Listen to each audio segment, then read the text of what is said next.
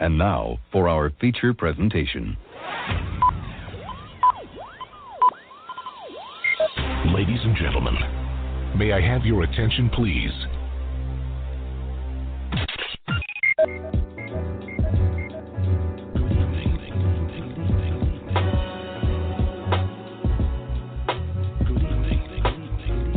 You're listening to Straight Talk with Dean and Mark. Call in to join the conversation at 646-668-8393. Welcome to Straight Talk with Dean and Mark. It's the six-man Dean Geronimo in the studio with Mark Lee, and we welcome you to yet another exciting episode of our show.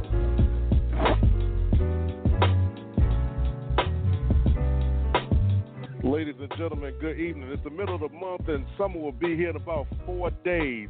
It's the six-man Dean Geronimo, and as always, from NJ to NC, I'm in the studio with my man Mark Lee. So, Mark, tell me what's good in your neck of the woods, my brother. Well, for one, I think that it's already summer because I just stepped outside earlier this afternoon, and it felt like it was about 90, 95 degrees, close to 100. So I'm sitting there thinking, I think that summer has gotten here early. Sometimes winter gets here early. Sometimes these seasons decide that they do not want to follow the calendars according to what man has made them to be. So I know when I stepped outside, it was a little bit on the sizzling side. I mean, we've had some days where it was a little bit milder, but today was a little bit on the sizzling side. I could definitely feel that heat going around. So I don't know. I know what you said about a calendar year and it being supposed to be in a couple of days and everything, but it's actually here early. Now, whether it's going to stay here early, that's another question. But it's here early right now. So I don't know how y'all are up there in New Jersey, but here in North Carolina, it's a little bit on the sizzling side. But, I just stepped outside. I went over there to holler at my man, Zach, because he lives in the complex not that far from me, the musician, checking on how things were going with his apartment hunt and things of that nature, since we talked a little bit about what he was going through last week. And he's still struggling, still trying to get things going. Here is a GoFundMe page for Zach Robertson. So I was over there talking to him, but saw a young lady that was maybe one or two apartments down, and he was doing looked like an outside meditation on her porch area. We don't really have, per se, like real porches and everything, but like the little, what you step out to, so I guess technically it's a porch. But, she was sitting there, and when I was coming back here to get ready for the podcast, we had one of them spot rains, because, that's what happens when you have heat. You get spot rain. So yes, it popped up out of the middle of nowhere. I looked off to the, I guess that would have been my right-hand side. Sky blue as all get out. There was clouds in the air, but it was like one of the spot rains that it just decided to rain in one little spot. And, someplace else in Durham, it was probably just as sunny as all get out, because, like I said, I looked off to my right, and I saw nothing but blue skies. So it was one of those spot rains that decided to get, little spots here and there. I know y'all get them as well. Yeah, we do, but it's not as hot up here as it is down there, It's a little warm here. Supposed to heat up later on in the week. Of course, like you said, with that comes a thunderstorm, so we'll get wet a little bit, and then it'll dry off and do the same thing over again the next day. And hopefully it won't be too hot of a summer, because that means it'll be a very cold winter. So, it's weird how that works out, but that is the way that works out. And hopefully you are right. Hopefully it will not be too hot of a summer. But, I was watching things on the internet and everything, and I'll tell you about some of the things that I had going on this weekend, because we did have a historical thing that we talked about also last week that I did get a chance to participate in briefly. But as I was looking at the news, I love my animals, and I love that they love being in urban areas and everything. But apparently a group of ducks, and I don't know what you call a group of ducks. I'm sure there's a name for them. But a group of ducks caused all kinds of traffic delays earlier this morning, because they caused fender benders, and they caused all kinds of things. I understand there were no injuries to either the humans or the ducks, because the ducks were trying to walk across the street, and the cars, doing what cars will do, was letting them walk across the street, and some people were probably gandering at or looking at the ducks walking across the street, and then they caused like this little wreck that caused things to be delayed this morning. So I know some folks going to work this morning were not the happiest campers in the world, because a couple of them will definitely have some car bills. That sounds like there might be some doctor bills, all because, family decided it needs to get from point A to point B. And like I said, I'm all for the animals getting from point A to point B, but maybe they could have waited till like later in the day, or maybe even earlier in the morning when there was less traffic. Well, they move when they want to move, and they say they try to move as a unit, but then sometimes they get in the way, So I don't know. I don't know either. I just heard the bell, and that's a good thing. We got a bell early, so that's a good thing. But the thing I was going to mention really briefly, and then we're going to find out who did that bell, was Juneteenth. So I did go to Juneteenth. They did.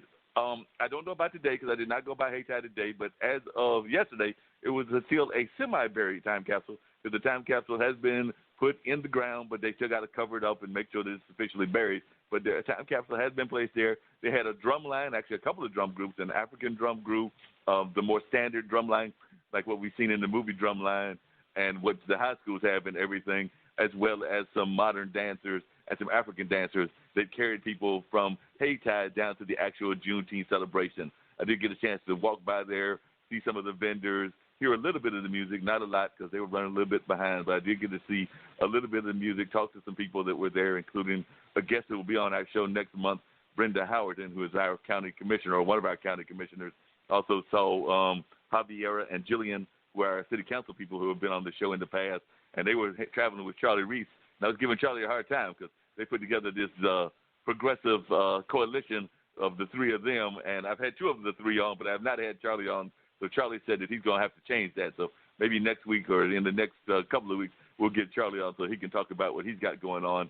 And then eventually all three of them will appear on our show because we're just doing things on this show. I've even got if things slow down today, or maybe we'll just play part of it. I've even done an interview with a gentleman from London and Paris. He lives in that area, and it's actually that you'll see in our little audio clips because it's a 30-minute or something like that, except we don't have to air the whole thing, and I don't even know if we'll get to it today, but maybe it'll be another show. But it is prepared because I interviewed him yesterday. It is wonderful having technology where you can interview people and then put it in there at a later time. So he was very glad to be there, and I met him through LinkedIn, but he's trying to blow up on the music scene. So Terry G is originally from Cameroon, but then he is now living all over Europe and trying to play in Europe and wants to do a world tour. So he talks a little bit about his music and things of that nature. So it was definitely good getting to the Juneteenth. It was hot on Saturday as well, so I don't know how I stayed out there for those 2 or 3 hours, but I did manage to do it,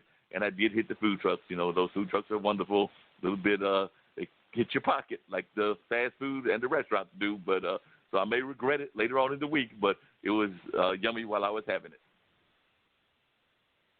I hear that. So now we got to find out who's behind this door, man, and bring them on in. So it's Straight Talk with Dean and Mark, y'all.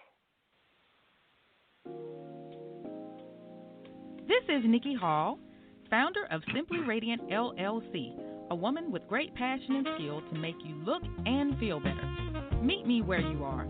Let's take it to another level, a new you.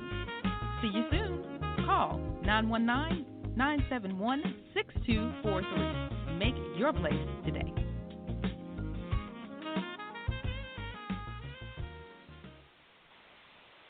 Welcome to Straight Talk with Dean and Mark. You are now on the line. Let us know who you are and where you're calling from.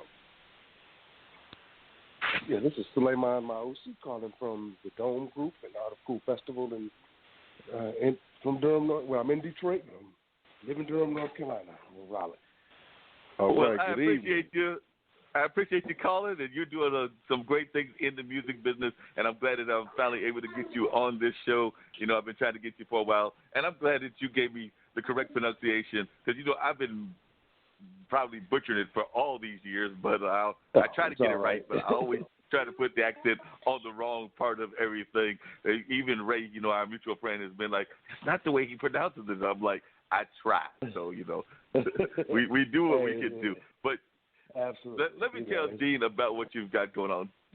Dean, this man right here, if you want to talk about a man that has been in the music business for a while, he's been in the music business for a while here in North Carolina, I don't think that we can have any kind of our shows in our community, African American shows, without him being involved. The Dome Group has been a player. They've been bringing concerts into the DPAC, into the Carolina Theater, into outside venues, even venues over there in Raleigh like Red Hat and places like that. So he's just done some amazing work. And he was practically, as far as I can tell, and you can correct me if I'm wrong, but I think he was born into the music business because, you know, there's this amphitheater in Detroit, because that's where his family is originally from, called the Chene Park Amphitheater. We now know it as the Aretha Franklin Park and everything, because, you know, it had the names after Aretha Franklin. But his family was very much involved in that. And I think I first heard about him when he was going to Central, and my brother, who was a Central graduate, did that long plan, knew this man when he was doing shows even in that area. So that's my background on you and everything. But why don't you tell our audience as to how you got involved in the music business, and we'll definitely get to the Art of Cool and what you've got coming up with that. But I've just always been fascinated, because it seemed to me like, you know, some people born with a silver spoon. It seemed to me like you were born with music in your family. So I'm thinking you probably were promoting concerts as a baby. I would not be surprised if you weren't promoting concerts in nursery school. Hey man, you make things sound good. You know, you make things sound really good. You know, I appreciate that. You know, but I'm originally from Detroit. I really got into the concert business by accident. I did grow up behind the scenes as far as programming and things like that. My mother here in Detroit, Shahida Mausi, was the director of the Council of the Arts for the city of Detroit under Coleman and Young. So, you know, as a kid going around, I was at a lot of events. I didn't really understand what was going on, this, that, other. But when I was at Central, I did some parties, throwing parties, my senior year of college at Central. And then when I graduated, I moved back to Detroit because, you know, help out with the family. My grandmother got sick, this, that, other. Got married and went to business with my mother, actually. So she left the city when Coleman retired and started the company. I went to business with her. And the short version is we got the entertainment contract to book MGM Grand Casino in Detroit. So we booked that for 9 years. But from that, we were able to get a gaming license.